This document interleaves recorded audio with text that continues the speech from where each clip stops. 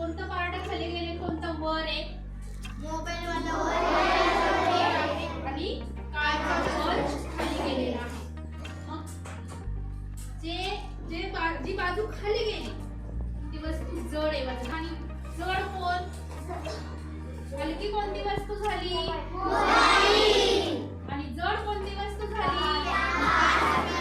काचचा bulb. आणखी दोन वस्तू घेऊया. तुमची वही ठेवते बघा, निरीक्षण करा.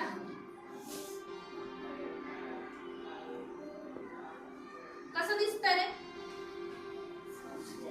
खाली वर दिसतं का?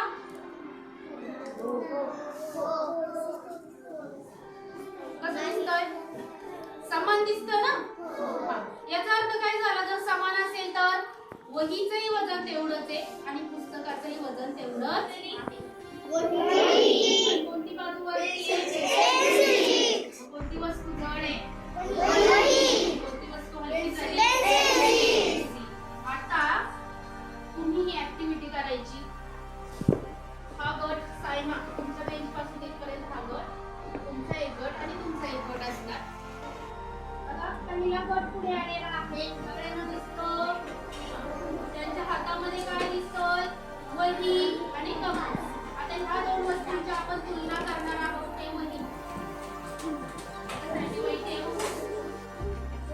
बघा, निरीक्षण करा आणि तुम्ही दोघांनी सांगा कोणती वस्तू जड आहे, कोणती वस्तू हलकी.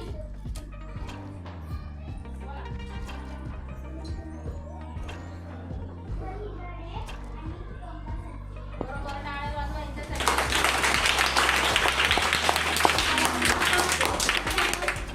दोघांनी या दोघांनी. एका बाजूने डायरी आहे, एका बाजूने पेन आहे.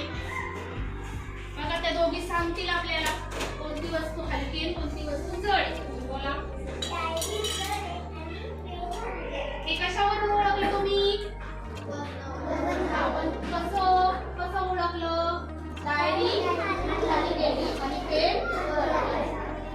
पेनची बाजू वरती आहे. बरोबर. चला, लिहिलेलं दिसतंय 500 ग्रॅम. बरोबर की नाही? मग 500 ग्रॅम म्हणजे किती रे?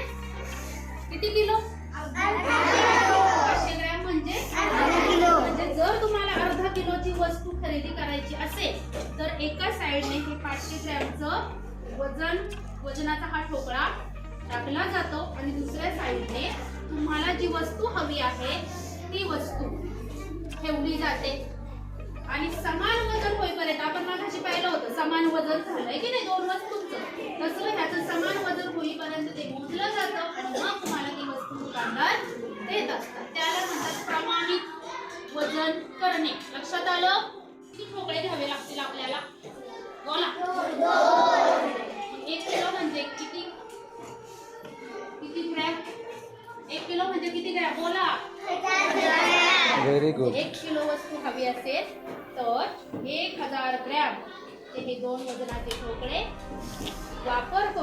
वापरून त्या वस्तू मोजून तुमच्यापर्यंत दुकानदार देत असतात.